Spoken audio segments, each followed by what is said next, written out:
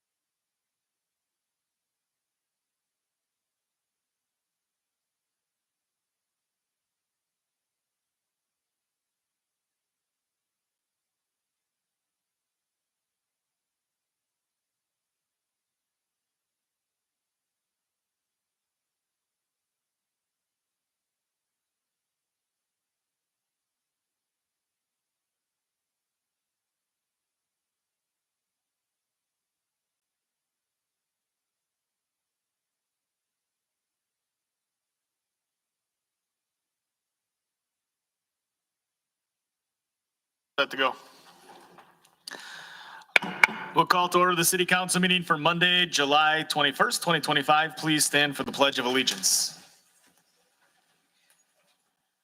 Pledge of Allegiance to the flag of the United States of America and to the republic for which it stands, one nation, under God, indivisible, with liberty and justice for all. Thank you for that. And roll call, Amanda. Mark Bittner. Here. Shannon Derby. Here. Bill LaFleur. Here. Doug Brandt. Here. Tim Petrie. Here. Bonnie Shimalonis. Here. Adam Husky. Here. Darla Leclerc. Here. Scott Stuckmeister is absent. Scott is absent and he is not going to join us via remote either, so we can skip over number 4. There is also no public hearing. We will skip over number 5 and we'll go right to number 6, which is input from the public. Anyone wishing to address the council on something that's on this agenda or something they'd like to see for a future agenda, please step up to the podium, my right, your left, and state your name and address for the record. Input from the public.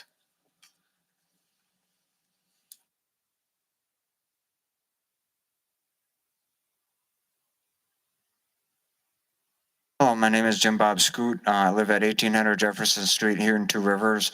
I'm wondering, is there any interest in maybe it being a second taxi service here in Two Rivers other than Lyft, Uber, and Lyft?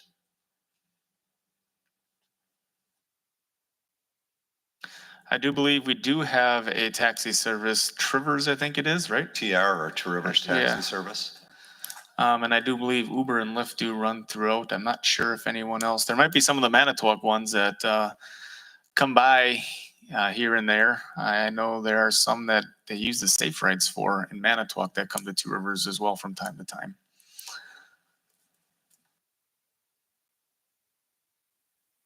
To the extent that I know. Yeah. It's a great thing to have when you need it. I don't know to what extent there's economic base for many more than what we have. But I think TR Taxi is running actively still. Yep. So, yeah. I see.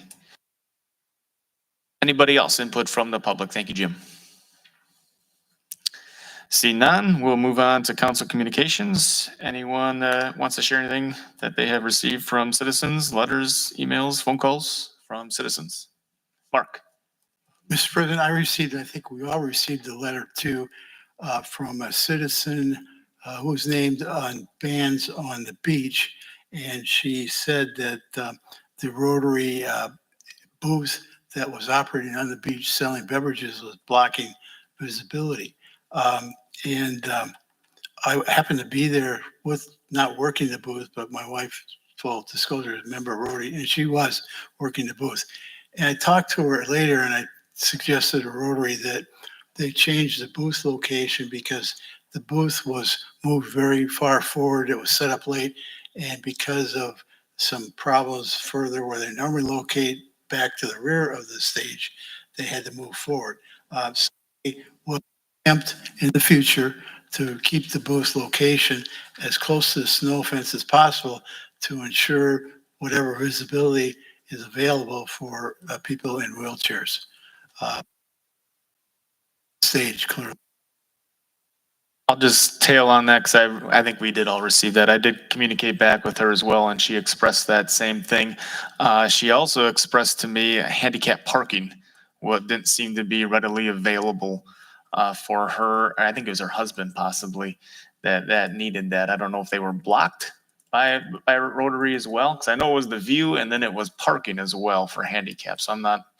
They're parking spots, but I believe those first come, first served basis. Okay. And it happened to be filled when. I thought she was talking about parking too, and she said no, she was talking about spots for handicapped people to sit because it's so hard to walk in the sand. Okay. I haven't had a chance to follow up with her yet. I just got back from vacation today. It was my first day back. I saw what Bonnie saw in an email that she was clarifying it wasn't the parking.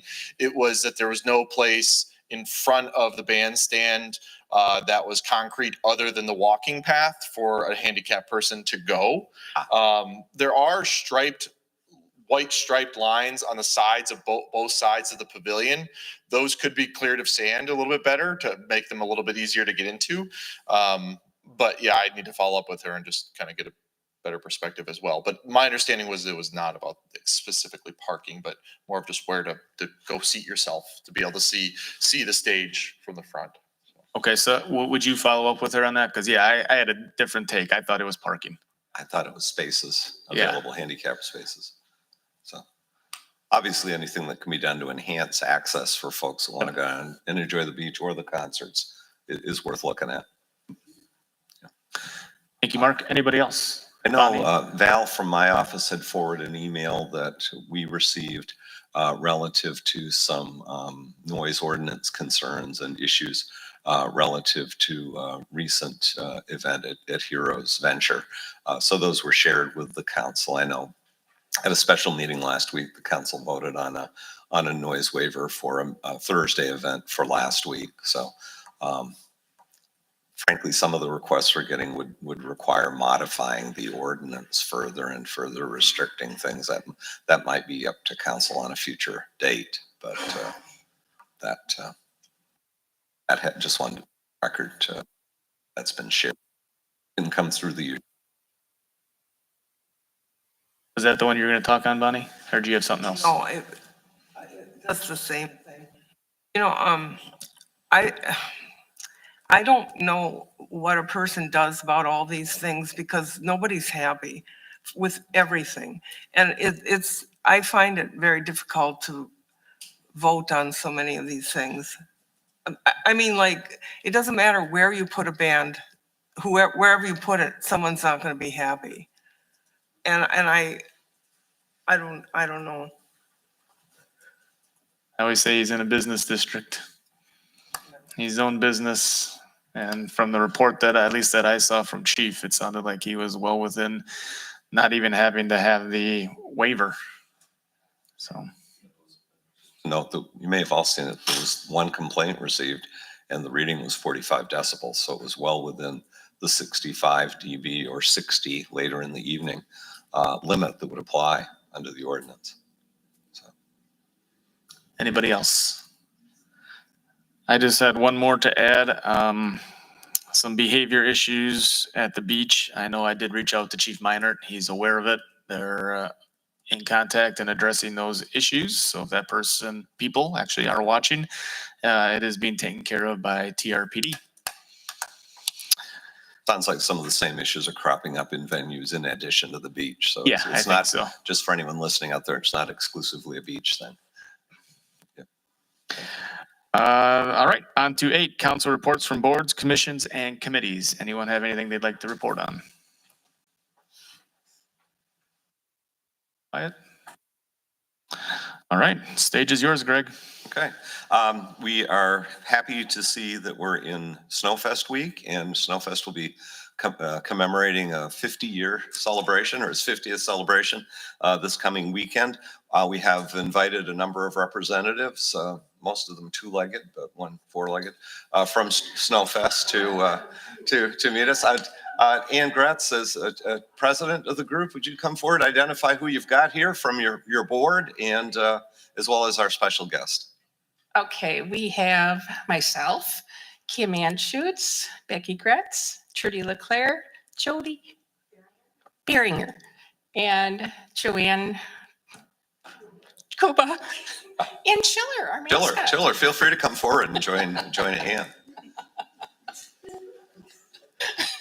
Thank you for having us here tonight. I don't think having Chiller here violates any city ordinances, so that's good. As long as he's potty trained. Yes. So, I think we're familiar with a lot of the events. You're going to see good representation by city council as well as the outgoing and incoming city manager in the parade. But any highlights you want to share as far as what's coming up? Oh, let's see. We will on Saturday between 1 and 1:30. We are having a huge pile of snow delivered.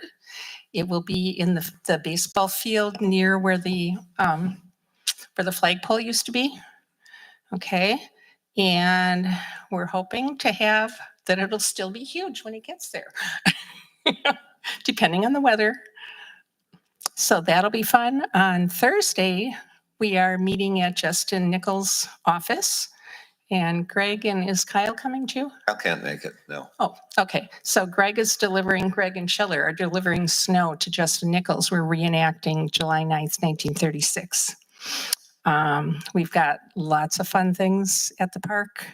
We'll have lots of bands, lots of food, vendor fair, inflatables, lots of kids' games for 50 cents each, and our prizes are all like $1. So very good deal on all that. What else? Oh, free bingo with prizes and really nice prizes too. What? Oh, the Two Rivers High School Polka Band is playing from 12 to 1:15, I believe. And we're having a polka lesson at 11:30 to 12. So that'll be fun too. Okay. And the parade on Saturday at 11 on Columbus. Thank you for all the great work you and the committee have done since resurrecting this event. I think Chiller and some of his relatives had something to do with that too. In 2018, bringing Yes. a beloved event back to the community.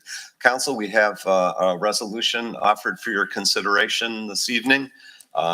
Would encourage a motion to read and adopt. All right, we're looking for a motion to read and adopt the resolution commemorating the 50th edition of the Two Rivers Snow Fest, and in keeping with history, directing the city manager to share the news with our neighbors in Manitowoc. So looking for a motion to read and adopt. Thank you, Shannon. Second by Mark. Council discussion. See none, roll call vote. Amanda. Shannon Derby, Aye. Bill Leclerc. Aye. Doug Brandt, Aye. Tim Petrie. Bonnie Shimaluna, Aye. Adam Mahusky, Aye. Darla Leclerc. Mark Bittner. I, Whereas the discovery of snow in Two Rivers, Wisconsin in the midst of a heat wave in July 1936 drew nationwide coverage and affirmed Two Rivers' status as the coolest spot in Wisconsin. Even though the news was met with skepticism by Manitowoc Mayor Arthur Schutze, prompting Two Rivers City Manager E.E. Donnelly to deliver a bucket of snow to the mayor's desk as first-hand evidence of Two Rivers' claim. And whereas that historic event was the inspiration for a new Two Rivers annual celebration, Snowfest, which was first held in July of 1937, the next year. And whereas Snowfest quickly grew into a beloved community tradition featuring the crowning of a snow queen, carnival at Neshota Park, and a giant parade through downtown Two Rivers. And whereas Snowfest continued up until the 1990s, then was discontinued for more than 2 decades until it was revived by community volunteers in 2018. And whereas this revived celebration has been embraced by the community, supported by the generosity of sponsors, and enlivened by the involvement of community volunteers, and will mark a 50th anniversary celebration, July 25 to 27, 2025. Now therefore be it resolved by the City Council of the City of Two Rivers that the city does hereby extend thanks and congratulations to the Snowfest Board and to all of the sponsors and community volunteers who make the event possible. And be it further resolved that in the event there be any lingering skepticism in the city of Manitowoc, and there's once in a while their lingering skepticism does crop up, City Manager Greg Buckley is hereby directed to deliver a fresh bucket of snow to the office of Manitowoc Mayor Justin Nichols, in keeping with the historic precedent and the good-natured ribbing that continues to take place between our two cities. As I like to remind Mayor Nichols, we're two small parochial little cities. It's just only one of us knows that.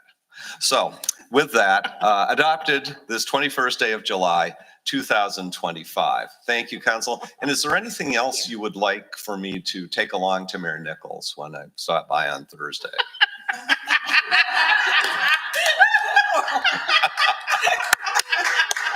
Round of applause for yourself.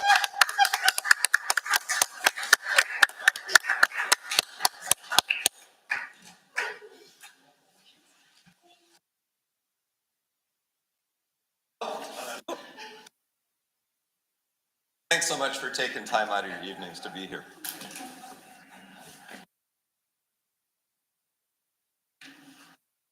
We need that a little more often, a little kinetic energy there. Thank you, Snowfest. Thank you, Chiller.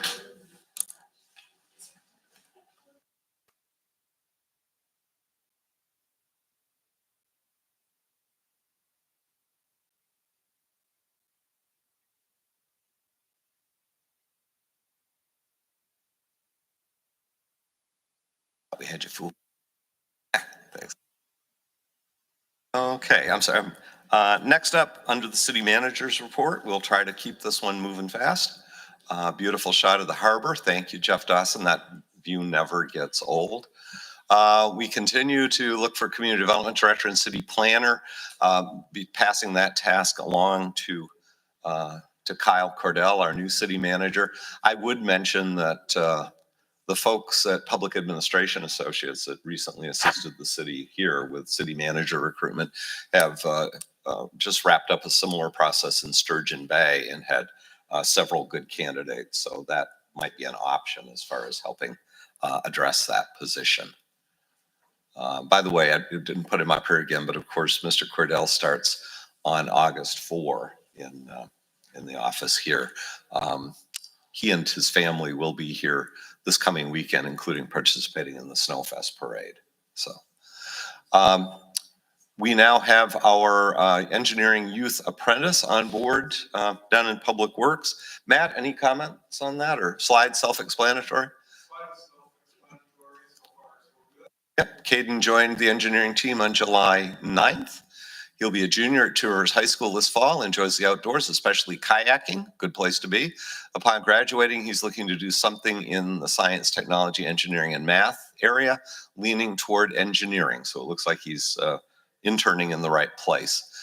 Some of the work he'll be doing includes interpreting civil engineering technical drawings, researching code and site requirements, analyzing site measurements data, and contributing to site analysis, creating project plans, and performing on-site construction observation and reporting, including holding a stake for the surveyor a couple weeks ago, working out there with Scott all in Sandy Bay Highlands to get final elevations because we have a contract to get out for bid for the next stage of infrastructure. So we welcome Caden on board, another great example of our city departments making use of youth apprentices from our local schools. As we are hopefully going out over Facebook and YouTube and again on Charter Cable, Channel 993, just wanted to note that the AV system upgrade is complete. And also there is some enhanced ability to adjust the volume output and sensitivity of the mics without picking up your heartbeats and other bodily sounds. So hopefully that continues well along and serves us well. Would remind each of you of the meeting here in Chambers on Wednesday evening on planning a resilient shoreline. That will be led by folks from our consulting team at Stantec. This planning effort focuses on about a 2.5 mile stretch, 3 mile stretch of Lake Michigan shoreline, all the way from the piers to beyond the South City limits, just about to the chamber in Manitowoc, where the city of Two Rivers ownership of land ends. It includes looking at things like green infrastructure for stormwater management along Memorial Drive, looking at native species, pollinator gardens, taking a deep dive on the area immediately south of the South Pier, down to the Lighthouse Inn and building on things that are in our 2013 Harbor Master Plan as far as planning for enhanced recreational use and restoration of that area in the future. I think we all expect that long term we may see our public works facilities out of there, not our water and wastewater utilities, but there's great opportunity there with a beautiful piece of south-facing Lake Michigan Beach, part of which is right next to that South Breakwater Trail you see there in the photos. This plan done right has the potential to really lay the groundwork for a lot of great things over the next decade as far as infrastructure investment and expanding our public outdoor recreational space. It dovetails very nicely with a lot of other things that are happening in our community. Didn't populate this slide with a map, but we will continue next Monday at the work session discussions with council regarding possible acquisition of the Canadian National Railroad right-of-way. That has been discussed for a number of years. The right-of-way is 100 feet wide for the most part and runs 3.5 miles from Woodland Drive, kind of paralleling Memorial Drive. It gets closer and closer to Memorial Drive as you get into the city, but it and at its own fee simple by the railroad, not an easement, not a lease for railroad purposes, owned by the railroad from Woodland Drive up to Madison. So long-term, its acquisition could mean a lot in terms of redevelopment opportunities along Memorial Drive. If you could add 100 feet of depth to many of those parcels, it also could have potential for further development of our trail system. That'll be a council decision in the future, but I'd point out especially that segment from Columbus to Woodland, where you connect with the Ice Age Trail and some of the Woodland Dunes properties in that area, and you're quite a bit further back off the drive. I just did want to share that last week I did get a response from CN that they're willing to hold on the price they had offered out to the city for another 60 days at least to allow for further discussion at our end. So that'll be on next Monday's work session agenda. That is in our land use plan and has been in numerous city strategic priority. The Monroe Street closure to through traffic is ongoing. Hopefully things get wrapped up by the August 15 original schedule. The contractor's also working on all of the numbered streets, at least 18th, 19th, 20th to the west of Monroe. So it's gotten a little dicey over there for navigating the neighborhood. Mr. Heckenleibel and I have had discussions with some of the businesses impacted over there, trying to balance between getting the contractor in and out of there as quickly as possible and the fact that people have deliveries that need to come in and customers, including some with campers, motorhomes, and other things that need to be able to access there. So if you hear any concerns, be sure to pass them along promptly to Matt or myself, because we want to make the best of a tough situation. Public Works garage improvements are included in the 2025 capital budget for the city. And just by way of update, the vendor was on site last week, still on site this week?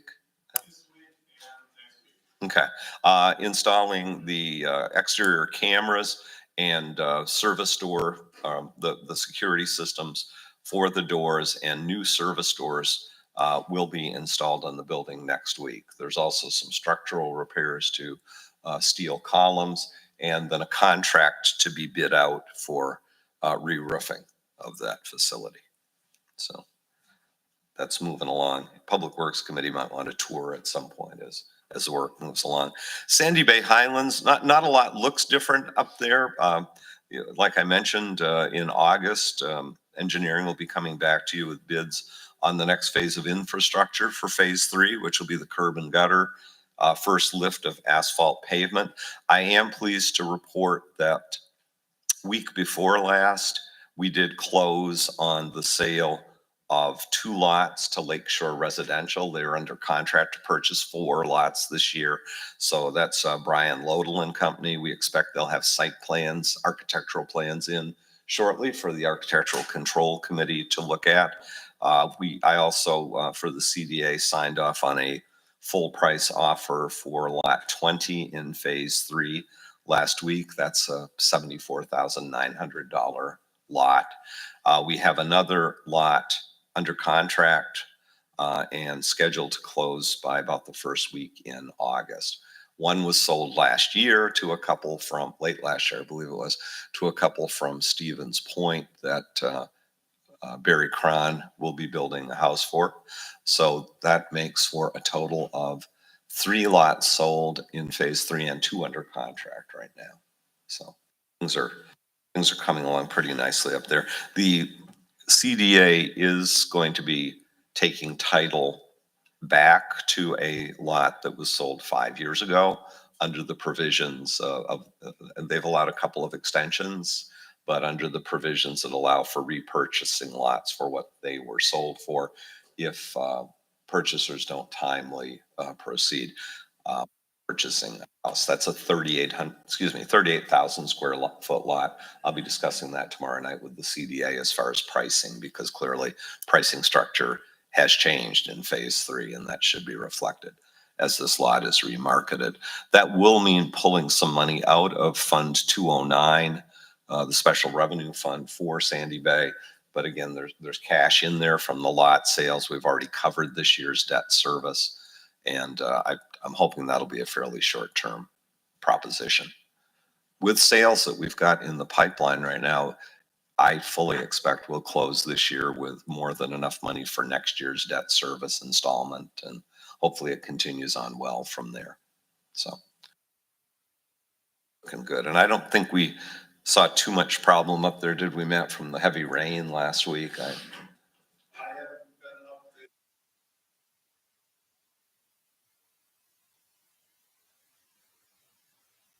After Saturday. And for a while now, the relocated segment of of Raleigh Point Trail has been completed, and we've gotten very positive feedback from the trail users that use that. So that's Sandy Bay. Of course, since June 1, the parcels are listed with Weichert Realtors Cornerstone here in Two Rivers. Lead water service lateral update, the 2024 awarded contract with Mammoth Construction is proceeding. That includes the work along Monroe Street and the areas west of Monroe that they're tearing into right now. Here's just an update on totals. 279 public side water services, that's primarily under the pavement. 179 public side sanitary laterals replaced, while those services were replaced. 120 private side water services and 41 private side sanitary laterals. We'll continue to update those. And we expect by mid-August, certainly by the end of August, the contractor that was awarded the 2025 contract for replacement of up to 200 services on the east side will be commencing their work as well. That's Essential Water and Sewer. WPPI Energy awards funds to local school districts and communities served by our energy supplier, and pleased to announce a recent grant awarded through the Energized Education Grants Program to the Two Rivers Public Schools. Brian, do you have a brief comment on what that'll be used for? Mr. Delman, our electric utility director, can tell you some more about this. Good evening, everyone. As you know, WPPI has various programs, different grants. They recently announced a new program of Energized Education Grants for school districts. We shared this with Two Rivers High School. They had to submit an application of a project that they wanted to complete. And what they're looking at doing is creating like an outdoor classroom, and that classroom would be powered with renewable energy. The 400 students that are in the high school currently could actually go out and do hands-on different projects. And I was just notified last week, and they received an $8,000 grant. So great news. Thank you. A lot of people work in the energy sector locally, so it's great that that our high school students have involvement.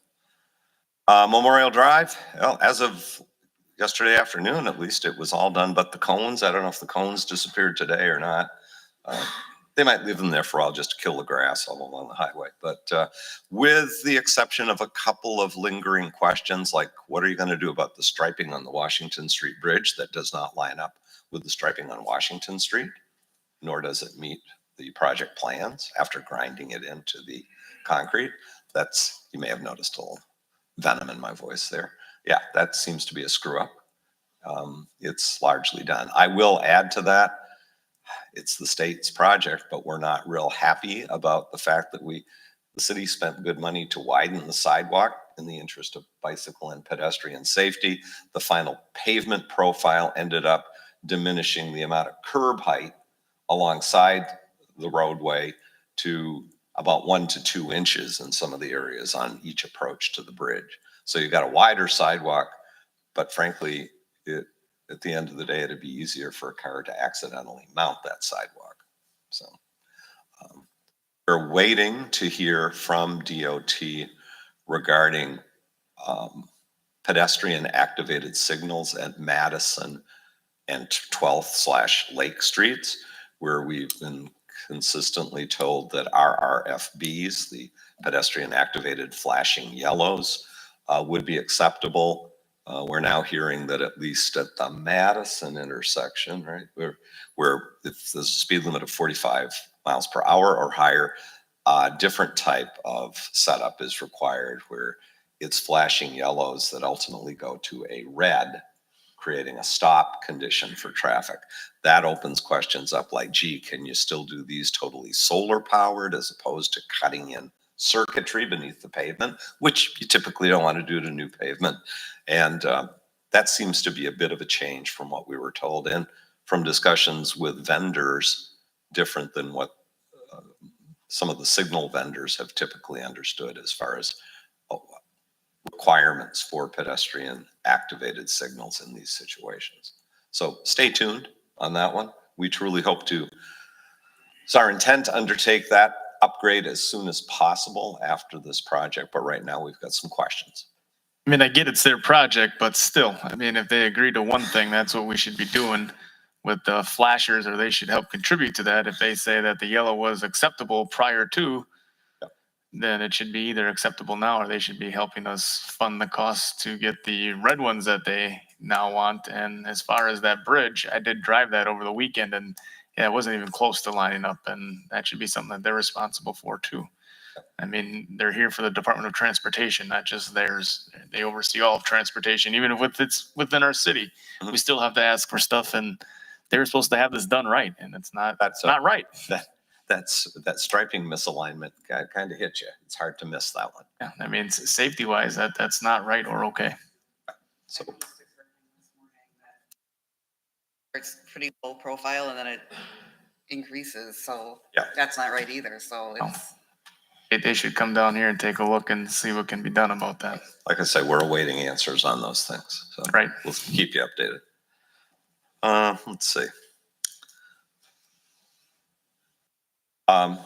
Again, you've all seen this, but again, Nashotah Park, the work's coming along very well. We should be getting some large rock in soon at the ends of those little islands in the parking area. The connecting pathways on the west side from Pierce over to Garfield are well underway. I've driven through there a couple times and seen some of our handicapped residents zipping along those connecting pathways. It's working, and I've lots of appreciation from the community for the improvements that are still ongoing at the park. And that is the community. Yes, visitors, but the community as well. The people that live here enjoy that park, in case you hear otherwise. Kids Night, Chalk It Up, is essentially an activity of the Two Rivers School District and Parks and Rec. Chief Minor wanted me to point out that not to be giving undue credit to the PD because it will be limited involvement this year, but Chalk It Up is at Washington. Main thing is it's fun for kids and their families. Washington Park tomorrow night, 6 to 7:30 p.m. Games, prizes, music below the decibel levels, and rock painting and lots of other things. Snowfest, we welcomed the Snowfest folks earlier, and it looks like that was the last time they busted into the snow over at Nashotah Park there.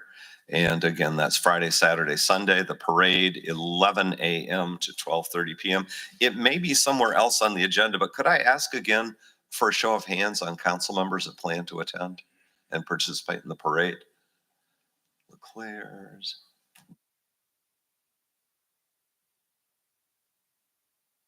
That is as well. Adam, you're not. I'm in Merrill. Okay. That'd be a far piece to come for the parade then. Okay. Very good. And I understand Scott typically brings his vintage vehicle, and Doug, you've brought yours, LeClaire's, because otherwise we can line up city vehicles. But I think if we have 3 council vehicles coming or more, that'd be fine. And Snowfest is providing a vehicle for Kyle, the new city manager, and his family. Oh, they're providing one for me too. And I'm not sure. Kyle and I may walk it in the family ride. So we'll see. Can always hang signs around our necks and say old city manager and new city manager, as if it's not evident. So I know he and his family are excited to be part of this community event. So it's a nice introduction to TR. Good turnout plan from council then. There we go. I would just remind people there's a lot of great concerts in the park still coming up. Two Rivers Community Band Family and Friends concert Polka in the Park, those both coming up in July.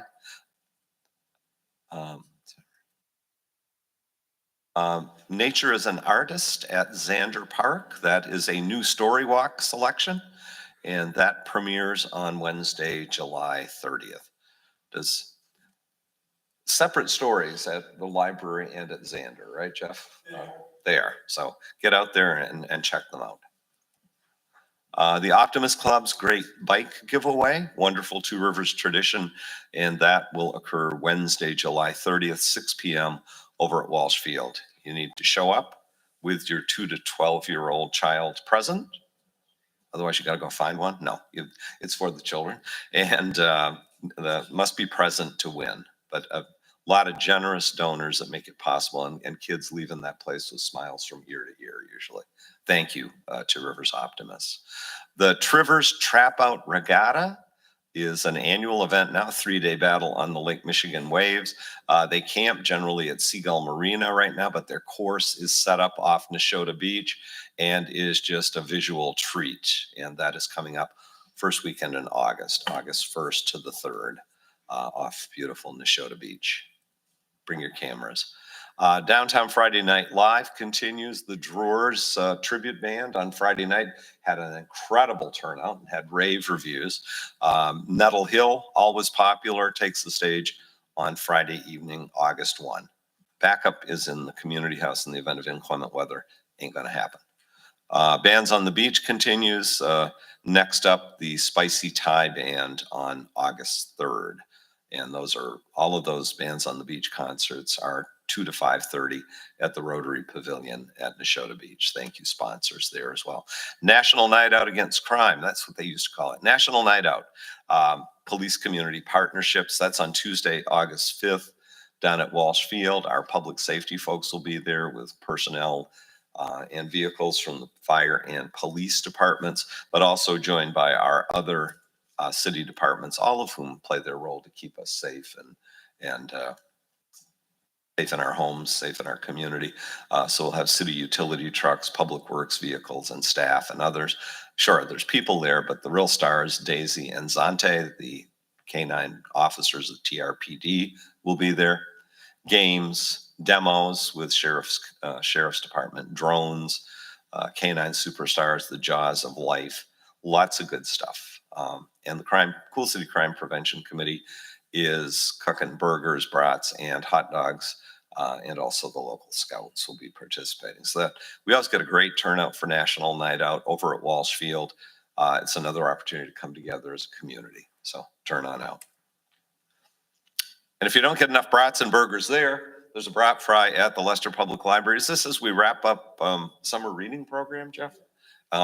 So stop on over if the weather permits. That's usually out on the lawn at Leicester Public Library, Wednesday, August 6th, noon to 3 p.m. And they will deliver to businesses and city departments too. Two Rivers Senior Center's Back to School Carnival coming up August 6th over at the Two Rivers Community House and Senior Center. I believe their target is 120 or 130 backpacks this year. Filled with school supplies. If fundraising goes well, they're looking at adding haircut vouchers for the kids. This is just such a cool example of this community reaching out and embracing its kids, kids in need. I know we had a lady just stop into the lobby at City Hall last week and ask the customer service staff if she could meet with someone to talk about a memorial donation for a family member that had passed away. And she said, you know, I know about this program. I know about that particular charity. What else is going on in Two Rivers? I put her in touch with Heather Eilenfeld over at the Senior Center, and that lady was just delighted to be able to support this effort. So again, well done Senior Center, and well done Two Rivers. That's yet another opportunity to support our kids.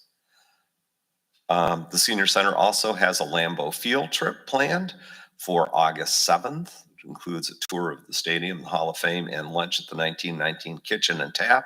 Get on a bus, get out of town for the day.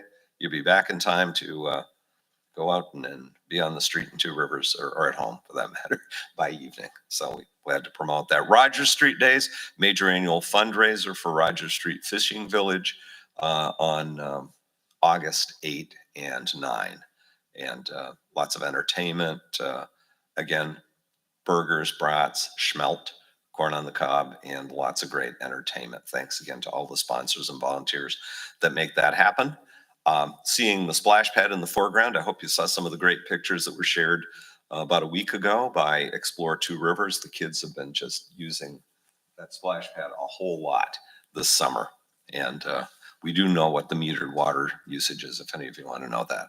But for the most up-to-date information on all things Two Rivers, go to exploretworivers.com. I don't have any specific status reports, so appropriate enough for the retiring city manager, the end is in sight. In this case, the end of the pier. So thank you. Did you want to touch on legislative and intergovernmental update? Thank you, Adam. We've mentioned it before, but just wanted to drive home the fact that in addition to doing a pretty good job of looking after municipal interests in the budget this year, the legislature and the governor did agree on exempting utility bills, both natural gas and electric, from sales tax. And Brian, I don't know if you recall offhand, I know the sales taxes come off the bills during the winter months. I'm not recalling off the top what months those are. But in any event, your electric bill is now free of sales tax year round.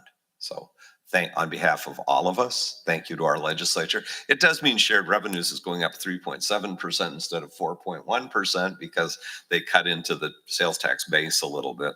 But bottom line, that's good news for our ratepayers. We are watching with interest. The budget did not, as I understand it, include reauthorization of the stewardship program. There are separate legislative proposals. I think there's a Republican version and a governor's version anyway, that would continue funding for stewardship, which has been a very valuable program for Two Rivers and generally stays clear of controversy, except when it comes to acquisitions of big tracts of property. That's caused some political dissonance, especially out north, where there've been some big acquisitions.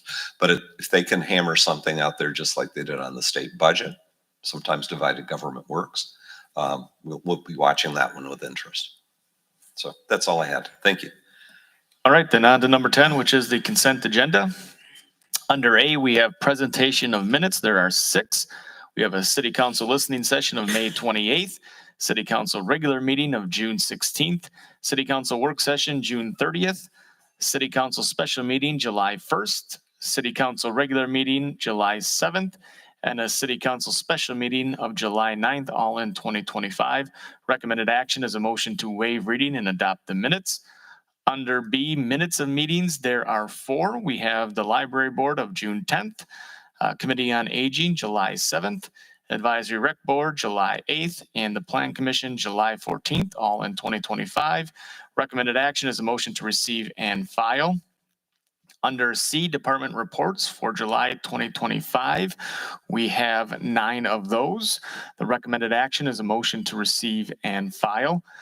Under D, applications and petitions, we have quite a few. The first one is for the Friends of Two Rivers Snowfest request for road closure of Columbus Street between Memorial Drive and State Highway 42 and Highway 310 for Saturday, July 26, 2025, from 8 a.m. to 1 p.m. for the Snowfest parade. And then we have a temporary Class B license for the Rotary Club. We have 9 of those. The first several are for the Friday night concert series, August 15th, August 22nd, August 29th, September 5th, September 12th, and September 26th, all in 2025. And then the last 3 are at the beach, and those dates are August 17th, August 24th, and August 30th, 2025. And also, we have consideration of a request for noise ordinance waiver for the Tannery Club LLC at 4317 Tannery Road for live music on September 13th, 2025 from 4 p.m. to 10 p.m. to waive the provisions of Section 9-2-5B 2B regarding noise audible within an enclosed structure used for residential purposes and Section 9-2-5D pertaining to vibration. Recommended action is a motion to approve the applications and authorize road closure waiver and issuance of the licenses. And finally, under E, summary of verified bills for the month of May 2025 in the amount of $2,783.47. And a summary of verified bills for the month of June 2025 in the amount of $1,666,850.51. Recommended action is a motion to receive and file. The recommended action for the consent agenda as a whole is a motion to approve the consent agenda with the various actions recommended. Looking for a motion on that. Thank you, Bonnie. Second by Mark. Any discussion? All in favor indicate by saying aye. Aye. Anyone opposed? All right, thank you. On to 11, which is city council formal items. Under A, we have minutes from boards and committees with recommendations requiring city council action. The first one is Plan Commission meeting of July 14th, 2025. To set a public hearing to amend a conditional use permit for Ross Auto and Transmission Service located at 2005 Hawthorne Avenue in the Business District B2 submitted by TR Storage LLC, which is the applicant and owner. The recommended action is a motion to set the public hearing for 6 p.m. on Monday, August 4th, 2025. We also need to set a public hearing to amend a conditional use permit for Green Acres Landscaping located at that same place, 2005 Hawthorne Avenue in the Business District B2 submitted by TR Storage LLC applicant and owner. The recommended action again is a motion to set the public hearing for 6 p.m. on Monday, August 4th, 2025. Greg, any background? No, I would just note, the council is aware that with their submittal of their latest conditional use permit application, which is for 2 more storage buildings, that was a request by TR Storage, approved by council. But because it was noted there are several issues with existing conditional use permits that were not being complied with, or that were out of sync, current uses were out of sync with the original conditional use permits. While the council did give the go-ahead for the conditional use on the new buildings, it also stipulated that the use of those buildings, renting them out for storage, could not commence until the previously issued CUs were amended. This obviously addresses 2 out of the 3. One of the earlier CUs was specifically for U-Haul operations there, which have ceased, and the applicant indicated they would not need a conditional use permit specific to the truck and trailer rental operations. So TR Storage LLC timely submitted applications to revise the 2 conditional use permits. The Plan Commission held its meeting on site last Monday to be able to walk the site, talk with the applicant, talk with neighbors who were in attendance. I know both of the immediate adjoining neighbors and other, and more than that. And there are at least 4 neighbors in attendance, all residential neighbors. So it was a good dialogue. I think we got things hammered out, and this will be back for public hearing. Adam in inspections has confirmed that so hopefully you approve it. The legals are set for August 4 for the hearing. And we did work it out as 1 fee for the 2 applications, which was a question. Yep. Okay, looking for a motion on this. Thank you, Bill. Seconded by Darla. Thank you. Any council discussion? Seeing none, all in favor indicate by saying aye. Aye. Anyone opposed? Those public hearings are set. On to B. Policy regarding special needs child signs and children at play signs. Recommended action is a motion to adopt the policy as recommended by the city engineer / public works director, who is making his way up to the podium possibly for background, or is background coming from Greg? I think I'll let All right, we'll let Matt do it. proceed with this. Perfect. I was only coming up if you guys had questions, but we've recently, in the past 2 months, have received 2 requests for specialty signs that are not usually covered as a traffic control regulatory sign.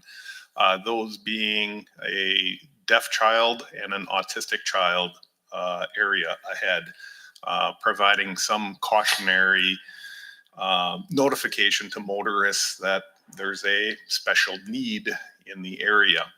Now, those types of signs are not formally recognized or regulated at the federal or state level, and it is just on a case-by-case basis by whatever the municipality chooses to do. So when the first request came in, I had spoke with Greg saying, how do we handle these in the past? And in a lot of cases, it sounds like it's been haphazardly. There's been no tracking, and they just kind of go up and potentially stay up in perpetuity. So it was kind of decided that we should develop a policy, and of course, trying to find a policy to replicate was a little bit of a challenge because, again, in the state of Wisconsin, not a lot of entities allow or have a formal policy on this. So, so I actually did a search, came up with a policy, a couple policies that I presented towards the Public Works Committee. We went through the highlights of it back in June. And since we didn't hold a meeting in July, we had sent this policy on to the attorneys for their review. They made a few changes or modifications, more of grammatical changes, and we're presenting the policy as it is today. There are 4 basic signs that we are looking at including in on this policy. Those being a blind child area, a deaf child area, an autistic child area, and a caution special needs children area.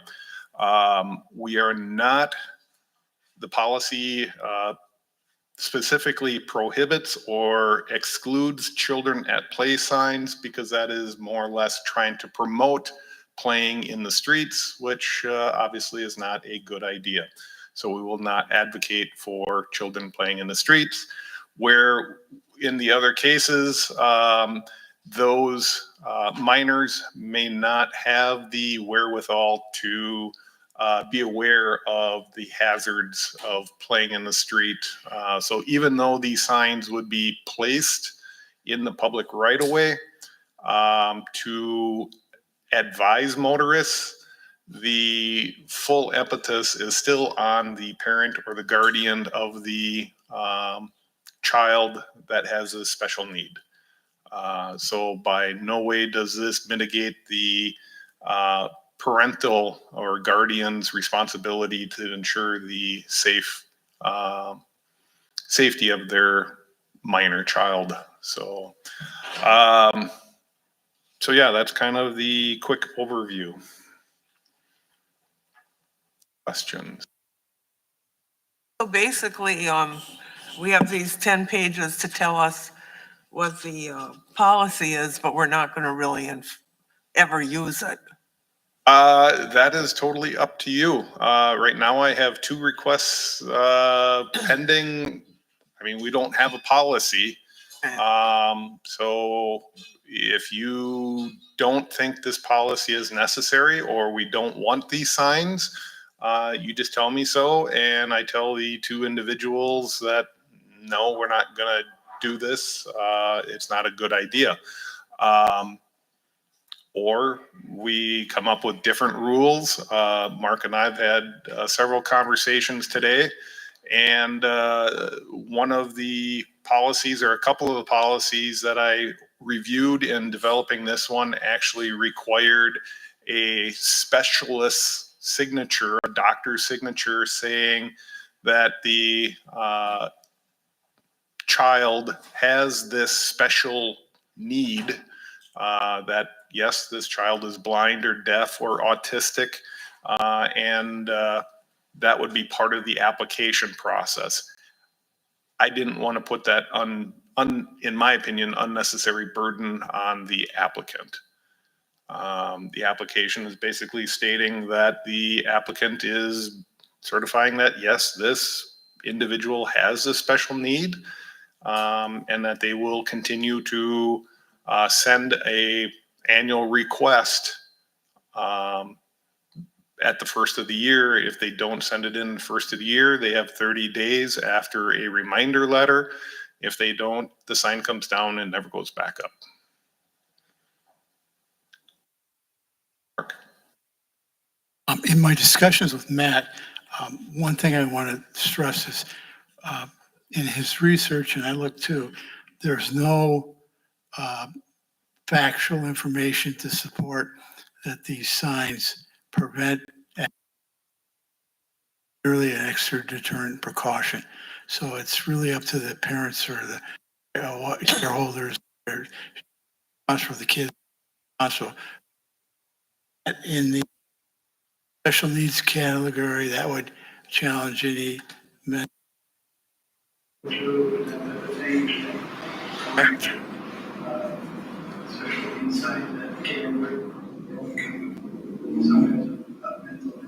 some sort.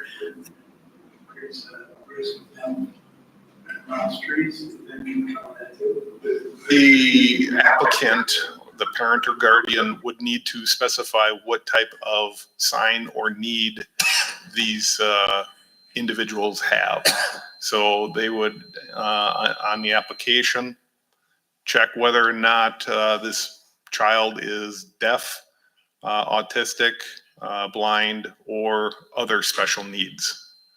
And then that dictates what type of sign would be made and potentially installed. I support doing everything possible to protect our kids. And if this is improvement, it's not factually stressed that it is to reduce accidents, but if this is a comfort to the parents or possibly say it's one or two accidents, I'd support it. One of the things I do want to mention too is that the location of signs would be in the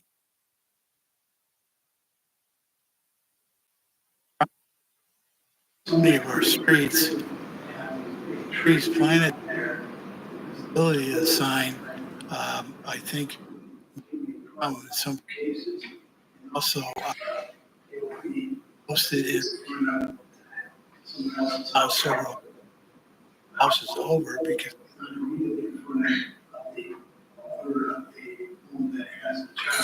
Mark, I don't want to cut you off, but do you want to get closer to your mic? Because I think you're cutting in and out.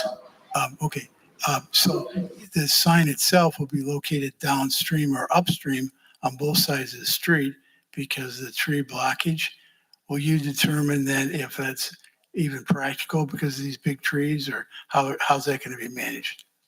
Upon receiving an application, a review of the site conditions would take place. And if there is no applicable location that isn't unduly creating another hazard, blocking additional signs, in that case, the request would be denied, or we would look for other alternatives as to where a sign may be able to be placed. So right now it's discretionary. Obviously, it's the sign would be placed in the public right of way in the terrace area. And then, yes, a site visit would be placed, and the parameters is somewhere between 100 and 150 feet from the requested property. So that provides a little bit of latitude as to where this sign may or may not be placed.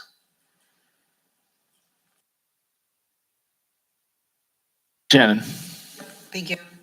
I see that the streets are limited to which of the roadways and everything, and I understand that Washington or 22nd Street has the brick, and it would be harder to probably put a sign in, and there's a lot of signage on there already. My concern is that some children with autism do have that ability to, or they need to flee, and they are a flight risk. So I just wonder about some of them that do live on those busier roads that are excluded. I mean, I understand, but like Is there any way to work around that by attaching it to something that's already there? And it's not so much the additional sign, it's the fact that most of the streets in the inclusion or exclusions are connecting highways or state trunk highways. Some of them will have increased speeds over 25 miles an hour. And additionally, you're going to have your higher traffic volumes. So it might make more sense to actually have the signs, but at the same token, those are the streets that we are definitely trying not to encourage kids playing in. Right, I don't want them playing, but you know, Yep. just fleeing, that flight risk is, it's a real thing. And then my second question is, on the signage, it says blind child, deaf child, autistic child, and then it says special needs children area. So it's not, it's multiple children instead of just special needs child area. Was that intentional? Again, that was copying an existing policy. So that was the signage they came up with. And I'm just utilizing what's already been I created. would just go with child since everything else is child to keep it congruent. But that's just my opinion on that. Or to make it, to have the option if, because some families do have multiple different needs. So keeping that option, but also adding one that just has a special needs child instead of children, if that's possible. That's possible. Okay. Anybody else? I have a couple. Oh, go ahead. Doesn't say, not to try to go too deep there, but is there any generally recognized definition out there for special needs? Didn't check into Yeah, that. my kid needs a sign that says traffic to slow down, not to make light of it, but I'm going to say it's going to be more of possibly ADHD. and there Something there may be a definition out there Well, somewhere. there's like a 504 plan, like sometimes you don't fall under a specific health category, but you still have a health need. So it's called like a 504 plan in the schools. And so you might not have a specific diagnosed Okay, gotcha. special need that you would get an IEP for, but it would be something that falls under that health umbrella of they have ADHD or they have spectrum, autism spectrum or something else. So it could also be mobility. mobility, absolutely. There's a lot of variances.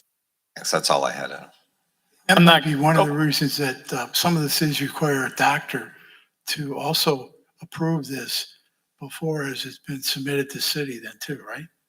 And as I mentioned earlier, I personally excluded that requirement from our policy. Cities do. I know at least one in the Chicagoland area, and the city of Marshfield requires specialist signature on the application. Overall, I don't know how I feel about all this. I mean, we're gonna probably be adding a lot of sign poles. Families that move, we could be chasing them all around town, changing signs here, there.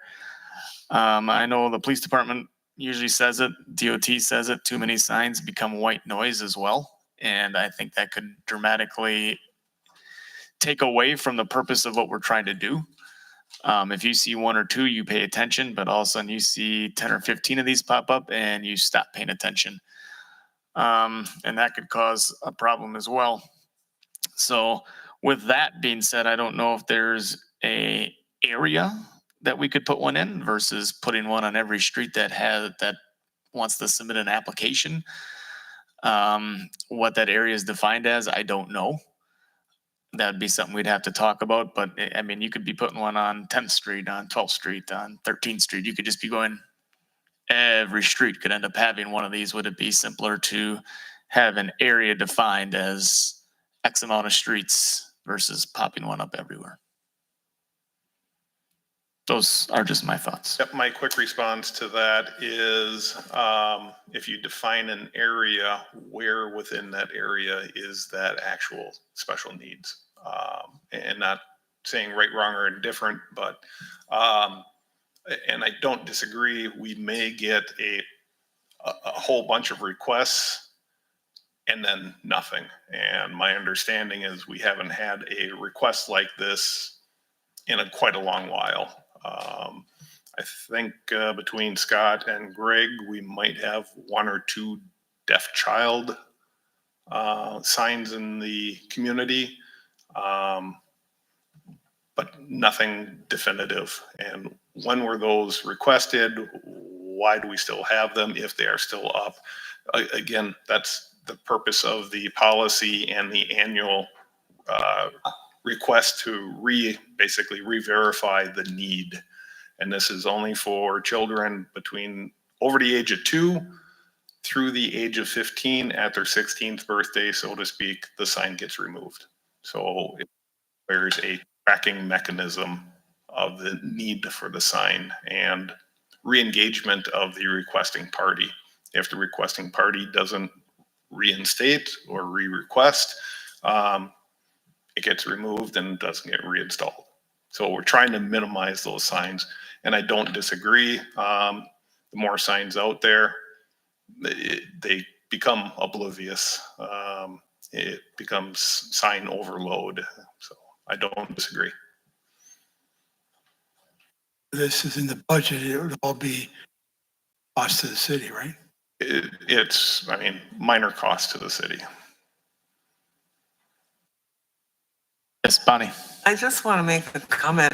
It's sort of an irony that you won't put signs on these streets, which I understand. I'm not even necessarily disagreeing with it, but I have observed a lot of bicyclists who are very reckless. And so we don't put signs like this city allows insane people to ride bicycles, but we do, you know, I mean, it is terrible. And some of these are like 10, 11-year-old kids who dart in the middle, right a house away from a intersection. I mean, I just, I don't know what you do about that, but it's just an irony. I totally understand, and that's part of the parents not teaching their children to respect traffic, respect our waterways. We got this little pond just to the east of us. I mean, gotta teach our children to respect the traffic, the water, where to play, where not to play, and so. Any other questions just solely for Matt before we discuss as a council? One thing, if there is an interest, obviously having this policy in place would enable staff and engineering public works staff to generally respond to these requests and deal with them as opposed to serving them up, at council. It's hard to say. Historically, we haven't had a lot of requests, but there's that potential, I suppose. It also gives a pretty clear answer on children playing signs in the, no. But I also think we only had deaf child signs before, correct? Because Not now aware of we're, any children playing signs. yeah, because now we're kind of broadening that to multiple different sectors, I guess you could say. Usually if there's a concern for children's safety, you might have someone in, general safety. It's, well, the cars go too fast in our neighborhood. Well, sometimes that's true. We recently had engineering use their new traffic counters and do a study over on Jackson Street as a result of a concern that had come through council. So there are other ways to address those problems, because if people generally on, say, Adams Street, it's a good one by Washington Park, are going at too rapid of a clip, that isn't just endangering kids, that's endangering the whole neighborhood, where this policy really focuses on, and again, it's ultimately up to the parent to request it, but is there a child with a special need or handicap that maybe warrants that additional concern and compassion? So thank you for the effort that's gone into it. And just as a side note or an ending note, I mean, for the most part, this is a feel-good policy. The ultimate responsibility still falls onto the parent or guardian of said child. So what we're just trying to do is if we can, provide that little additional notification that there is a potential caution in the area. So just like you see occasionally duck crossings or deer crossings, the ducks and deer don't care, but it's providing you that little additional notice. We don't plan on bringing any policies on that soon. Not during my tenure, at least. That's short-lived. All right, looking for a motion on this. I'll make a motion to adopt the policy as recommended by the city engineer / public works director. Thank you, Darla. Seconded by Shannon. Perfect. Council discussion. Mark. I would like to see the addition of a doctor signing the document. Most cases, I'm sure these kids are under medical supervision as they're growing up younger, and I don't think that's ensures that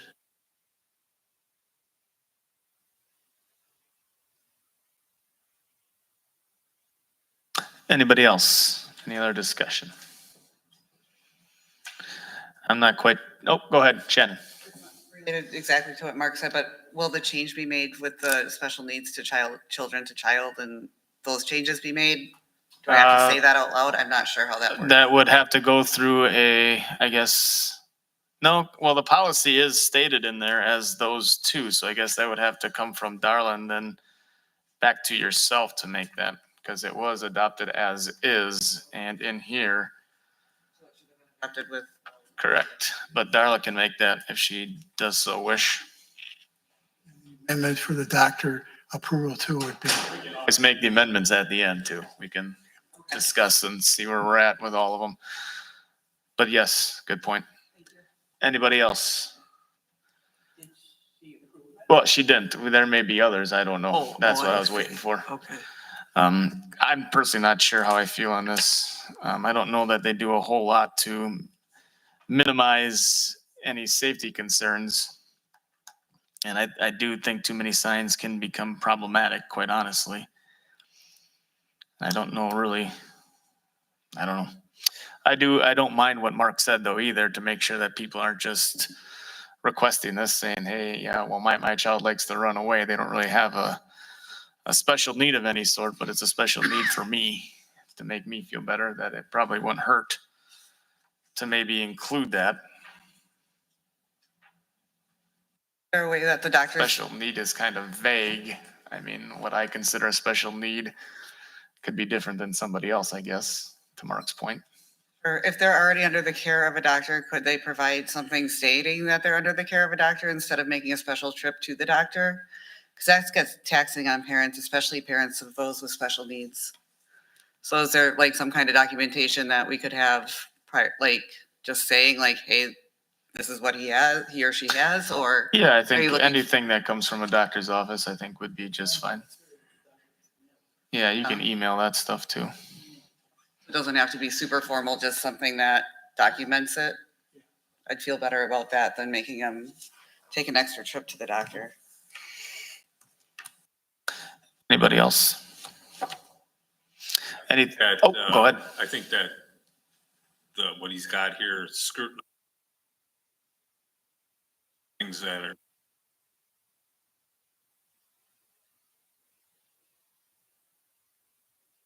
Make them happy. Need to make them feel better, yeah.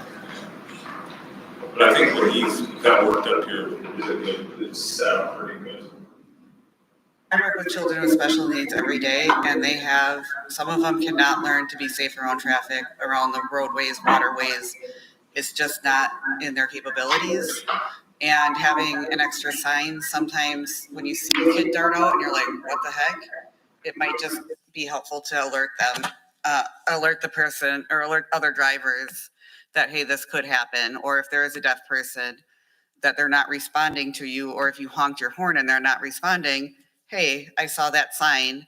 Maybe it doesn't register with all the other signs telling you where to go and what to do. I understand these things, but as somebody who works with special ed kids all day, and I have for over a decade, some of them do have a tendency to flee, and some of them cannot learn to be safe around certain things that we see as danger. They do not understand that. And yes, special needs is a very broad category with a large umbrella, but there's a lot of things under that umbrella that don't have a specific name, or you're going to start naming off every disability, and that's going to be exhausting.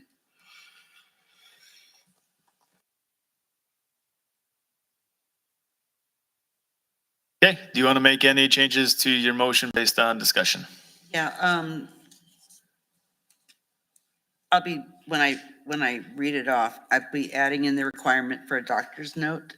And what was the other change? The change was to the special need, was it child? Yeah, there's like special needs children, and it should be special needs child. Okay. Versus children. Every other one is singular. The other one was just the doctors. Child, church. Yep. Okay. Of the children. Okay, well, I'll restate it Or then. children, the child. Say that 10 times fast. All right, so I am making a motion to adopt the policy as recommended by the city engineer, public works director, with the addition of the requirement for a doctor's note and a change in the verbiage on one side from special needs child or children to special needs child. Okay. Good with you, Shannon? Perfect. That's everyone. It's second by Shannon. They did it already, just a matter of the changes to it. Okay, anything else before we wrap this up? Roll call vote, Amanda. Yep, you got a second.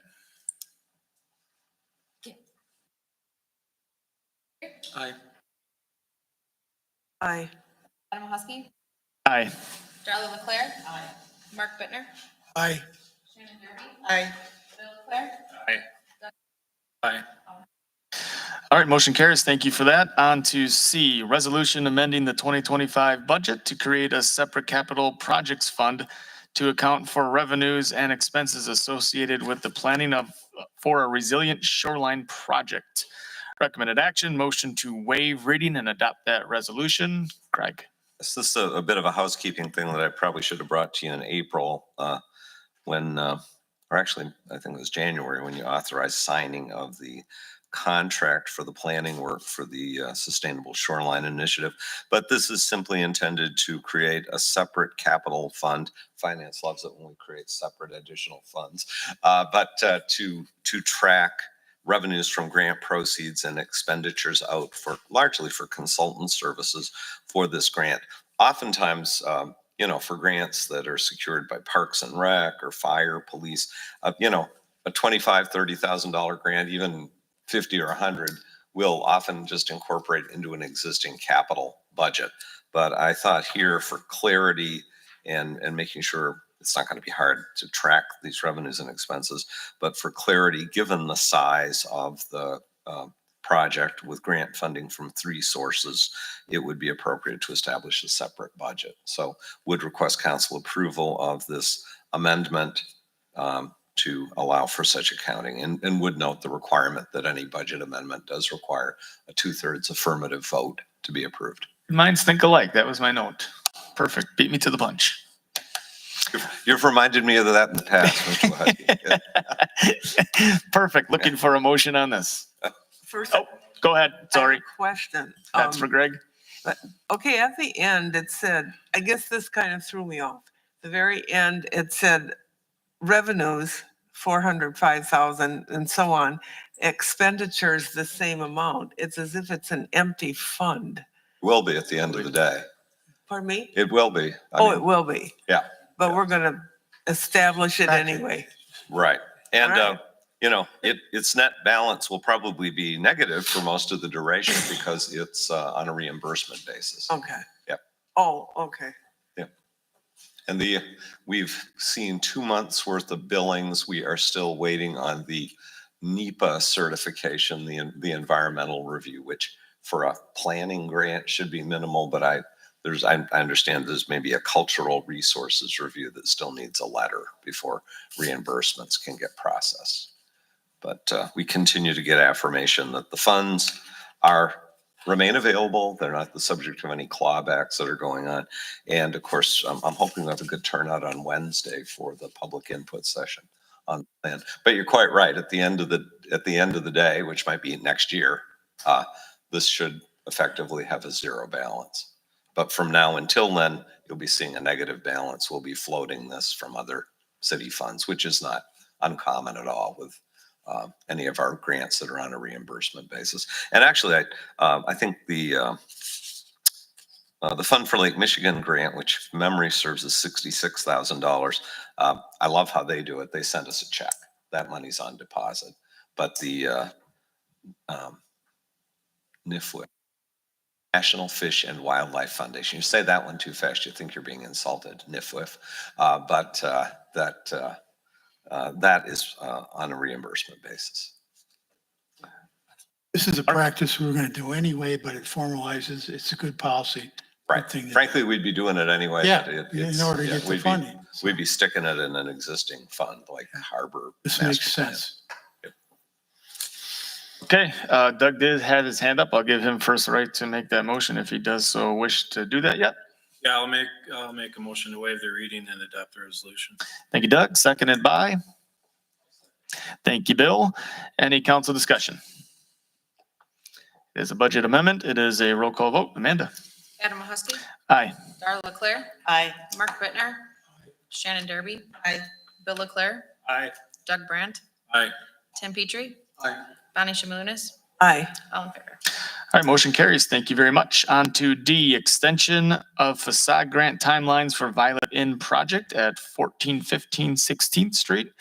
Recommended action is a motion to extend the project completion deadline from August 1st, 2025 to October 31st, 2025, and extend the financial documentation deadline from September 2nd, 2025 to November 30th, 2025. And it looks like they're making good progress over there, Yeah, correct? no question. The project is moving along. I had dialogue with one of the two principals actually over the weekend via email. We're just finalizing their loan documents for their $200,000 BIDC loan. And they affirmed that they've already met the requirement of having spent at least $1.5 million on the renovation.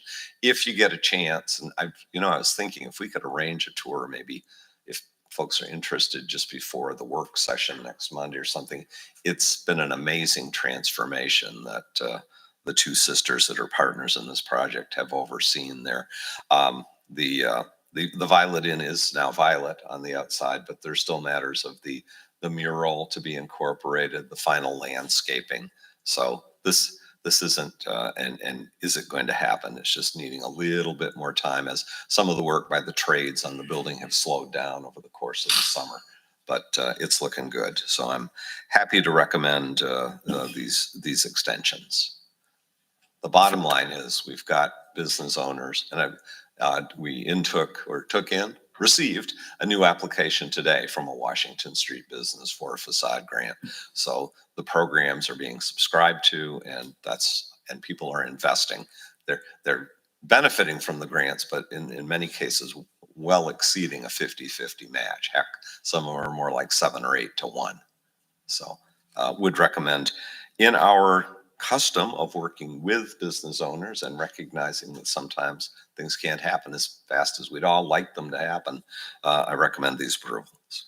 The program is working well. I'm glad to see it's being used because it's really making our downtown area even look a lot better than what it did before. Even extending outside the downtown area with some people that have taken advantage of that and really invested nicely in their buildings.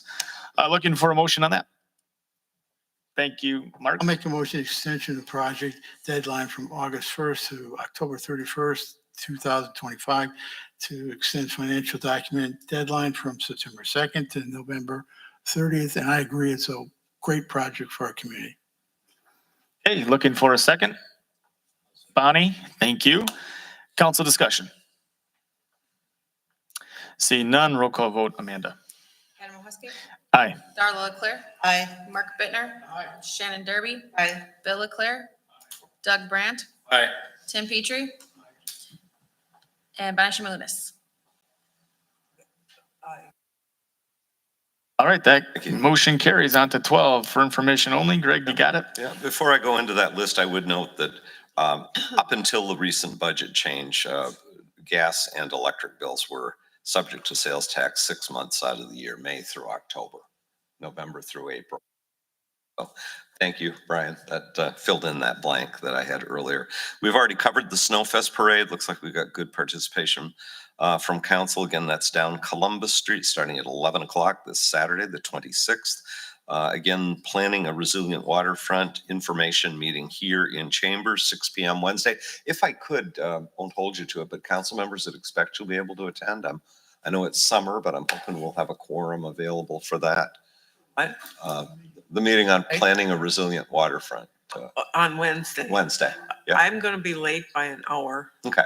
but I'll be there in an Okay. hour. Very good. Thank you. That same evening, I've got a couple of items that have come up that I may take the liberty of adding to the agenda that are specific to the council. One of them, we received today a request from Heroes Venture Arcade for a noise waiver for an event this coming Sunday, the 27th. I've called Mr. Cleveland because the event is described as running like from 6 or 7 to 9 p.m., ending before 10 p.m., which is normally when the general noise ordinance provisions on, is it audible inside a residential structure? Does it cause any vibration? It's before those kick in, which is normally 10 o'clock on a Sunday night. His request wasn't specific as to decibel levels, and frankly, 65 decibels, which is up until a certain hour, 10, at the interface of a residential and commercial area, just strikes me like it ought to be adequate. However, if that is what he's requesting, I'd appreciate getting the request timely, but I would put it on your agenda. The other one is on me. Mike Mathis had prepared a proposed Parks and Rec policy regarding allowing cart-based vendors, possibly in addition to trailers or vehicles that park in the parking lots at the beach. Had an interesting proposal and some interest locally. You may recall the council adopted that ordinance amendment where parks policies could be promulgated subject to review by the council. I missed that one for putting it on tonight's agenda. So I'll probably go ahead and distribute that or have Mike do it via email tonight or tomorrow. Council can, if it wishes, act on it. Otherwise, we defer it to the work session. But that one is on me. It was ready to present and I missed it for tonight's agenda. So those are two possible additions tomorrow night. I'm sorry. Yes, thank you. Wednesday night. We did cancel the Personnel and Finance Committee meeting that was scheduled for last week due to the unavailability of one of the members I've discussed with members a rescheduled meeting. It looks like we'll do it this week, Friday at 8 o'clock. Mr. Bittner will join us via phone, but we'll have any documents out to Mark in advance of that meeting. And both Bonnie and Adam have indicated they can attend. That would be 8 o'clock with a hard stop by 9. So It's open to the public because there was some confusion in our public about the content. We never did have the meeting last Friday. It was canceled, yet there's a lot of feedback of all the things we did in a meeting that didn't exist. It doesn't So I'd help encourage that the public to come. They're welcome and like to have them. always welcome to attend. And then, of course, next Monday is the monthly work session, 6 p.m. And August, first Monday is always a council meeting. That's all I have. We have no closed session needed tonight. That's perfect. Looking for a motion to adjourn before 7:30. Thank you, Darla. Seconded by Shannon. Any discussion? Seeing none, and all in favor indicate by saying aye. Aye. Anyone opposed? Good night, 7:29.